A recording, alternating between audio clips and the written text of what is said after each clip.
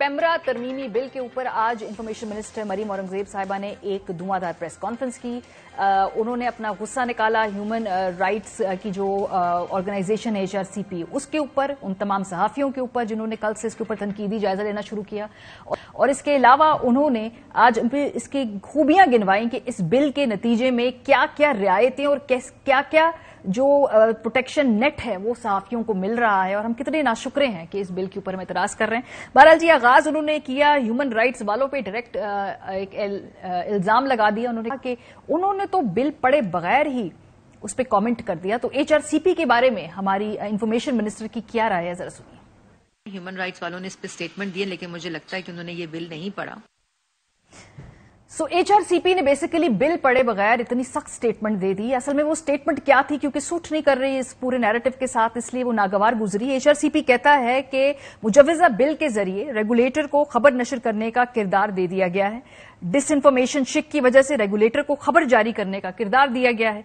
और इलामी में यह भी कहा गया कि कोई भी जिम्मेदार सहाफी झूठी मालूमात से गुरेज करता है। बिल में डिसइंफॉर्मेशन की जो तारीफ है, इसका मकसद सेंसरशिप के अलावा कुछ नहीं। इस कानून से सहाफी की हौसला शिकनी होगी, खबर के तमाम जाविये नहीं ले सकेगा। ये मरियम औरंगजेब साहिबा ने कहा कि जिन्होंने भी इस पर तनकीद की है उन्होंने ये बिल नहीं पढ़ा है। बहरहाल साथ साथ उन्होंने ये भी कहा कि जो इन्फॉर्मेशन और डिसइंफॉर्मेशन की डेफिनेशन है, इसके ऊपर तो अग्रीमेंट थी, मीटिंग्स में बैठे हुए थे CPNE वाले, PFUJ वाले। इस हवाले से उन्होंने क्या कहा, जरा सुनिए। ये 11 महीने इन तमाम स्टेक होल्डर्स के साथ, इंटरनेशनल बेस्ट प्रैक्टिसेस के साथ, UN की ह्यूमन राइट्स कमेटी की इनलाइन रेजोल्यूशन के साथ ये कानून जो है, ये बिल की शक्ल इख्तियार की, जो नेशनल असेंबली में पास हुआ है। लेकिन थोड़ी देर बाद हमने देखा कि अफजल भट्ट साहब और काजिम खान साहब ने दोनों ने कहा कि इन्फॉर्मेशन डिसइंफॉर्मेशन की डेफिनेशन के हवाले से बातचीत जरूर हुई थी, लेकिन इसकी इस डेफिनेशन पे एग्रीमेंट नहीं हुआ है। जरा सुनिए उन्होंने क्या कहा। आपको भी सरप्राइज मिला?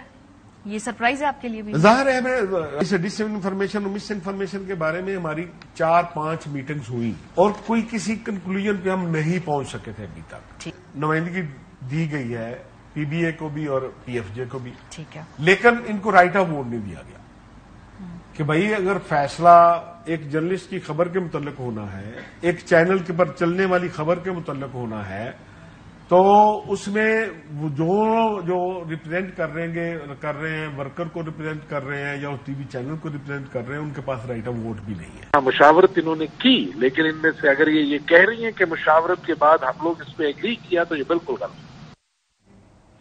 काजिम खान साहब और PFUJ के अफजल भट्ट साहब ने तो आकर कंप्लीटली इस इशू को, इस पॉइंट को रिफ्यूट कर दिया कि एग्रीमेंट तो नहीं था। मीर साहब ने भी कुछ ऐसी बात की। उन्होंने कहा कि जब अदालत के सामने मामला चल रहा था तो उस वक्त कहा गया कि ये तौहीन अदालत हो जाएगी और ये जो बिल है इस फॉर्म में, इस शक्ल में अगर चीजें इंक्लूड ना की गई तो ये कंटेम्प्ट ऑफ कोर्ट होगा। मीर साहब ने इस हवाले से क्या इस पर रद्द-ए-अमल दिया था, जरा ये भी सुनिए। ये जो बिल कल रात को कौमी असम्बली में हमारे सामने आया है, कंटेम्प्ट ऑफ कोर्ट इस तरह है कि इस्लामाबाद हाई कोर्ट में एक पिटीशन चल रही थी, उसमें इस्लामाबाद हाई कोर्ट ने मुझे एमाइकस बनाया। Chief justice Islamabad high court justice Aamir Farooq, उन्होंने कहा वो बिल कोर्ट में पेश किया जाए। तो ये जो बिल है ये कोर्ट में पेश किया गया। बिल पर मैंने इतराज किया। कोर्ट ने कहा जी कि जिस तरह ये कहते हैं आप बिल में वो अमेंडमेंट करके लाएं, लेकिन वो अमेंडमेंट नहीं हुई और ये बिल जो है ये मंजूर हो गया। ये बिल मंजूर हो गया अमेंडमेंट किए बगैर। तो मरीम औरंगजेब साहिबा की जो स्टेटमेंट है उसके अंदर काफी ज्यादा झोल नजर आ रहे हैं। पाकिस्तान के चंद नामवर सहाफियों ने उसके बाद एक ट्वीट की, वो जो ट्वीट से आपको दिखाना चाहते हैं। शहबाज राना साहब ने कहा कि हुकूमत तो बड़ी तेजी से जो जितने भी एस्टैब्लिश सिस्टम्स हैं, इंस्टीट्यूशंस हैं, उनको तबाह कर रही है और मीडिया की आजादियां भी छीन रही है। और उन्होंने ये भी कहा कि जो जल्दी इन्होंने स्टेट एसेट्स बेचने हैं उस हवाले से और लेजिस्लेशन भी आ रही है, तो उसका भी खदशा शहबाज राना साहब ने जाहिर कर दिया। तो एक एतराज ये सामने अब आया है। किरण नाज साहिबा ने ट्वीट की। उन्होंने भी कहा जी कि अब लगता है कि अमेरिकन सुंडियों पे हम प्रोग्राम करेंगे, कंटेंट से लेकर कमर्शियल तक सब कुछ पेमरा ने डिसाइड करना है। तो फिर अच्छा है करंट अफेयर प्रोग्राम अब अमेरिकन सुंडियां दिखाएं, कपास की फसलों पर तज्जिए दें। Very well crafted tweet.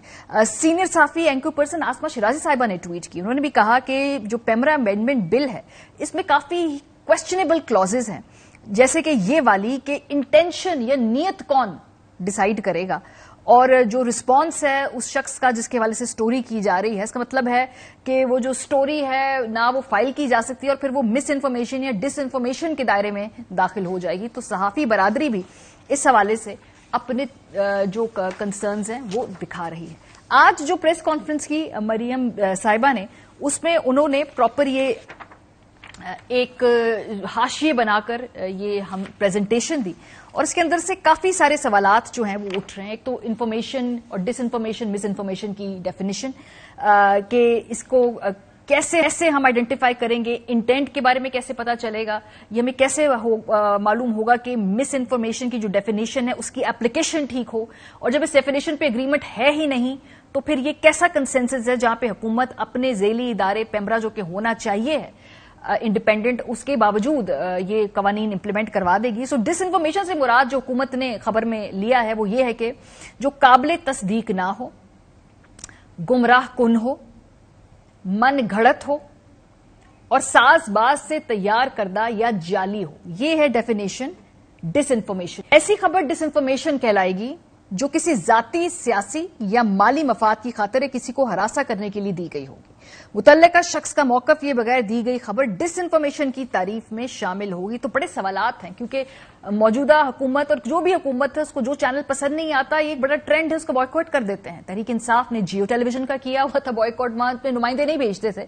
موجودہ حکومت میں گنے چنے وزیر وہ بھی ذاتی تعلق کی وجہ سے آ جاتے ہیں اروائی پہ, تو اس کا مطلب ہے کہ ان کا موقف بھی نہیں آئے گا.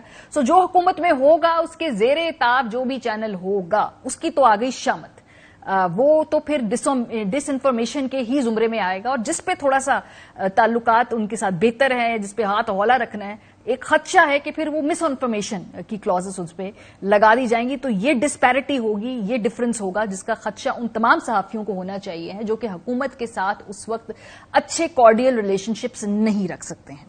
پیمرا کی جو پوری کمپوزیشن ہے, اس حوالے سے بھی سوالات ہوں گے کہ پیمرا کے چیئرمین کو بے شک کمیٹی بھی بنائی ہو, اتنا طاقتور کر دیا گیا ہے, اور اس میں جو پی ایف یو جی اور سی پی این ای کے نمائندے ہوں گے ان کی کوئی سے یا ووٹ نہیں ہے کہ حکومت کا اپوائنٹڈ ایک بندہ, وہ بیوروکریٹ ہو سکتا ہے یا جو بھی اپوائنٹڈ ہوگا حکومت کی جانب سے, وہ کس کی زبان بولے گا. اے آر وائی نیوز نے گزشتہ 1.5 سال میں دیکھا کہ پیمرا نے ہمیشہ حکومتی نیریٹو ہی آ کے عدالت میں پیش کیا, کوئی انڈیپینڈنٹ پوزیشن نہیں لی. اور میرے ساتھ باقی صحافی بھی اتفاق کریں گے کہ جس کی حکومت اس کا پیمرا, بڑا سمپل سا رول ہے.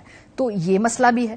اور پھر دوسری بات ہے کہ جی کرپشن یا اس سے بڑی اور سٹوریز کرنی ہوں گی تو پھر کیا ہوگا, کیا اگر موقف نہیں آئے گا تو کیا صحافی کو سٹوری روکنی ہوگی, یا اگر یہ وہ کلیم کر دے کہ میں نے رابطہ کیا مجھے جواب نہیں ملا تو پھر وہ ڈس انفارمیشن, مس انفارمیشن, اس کے کیا خد و خال ہوں گے. بہت سارے سوالات ہیں, یہ ٹرکی سلوپ ہے.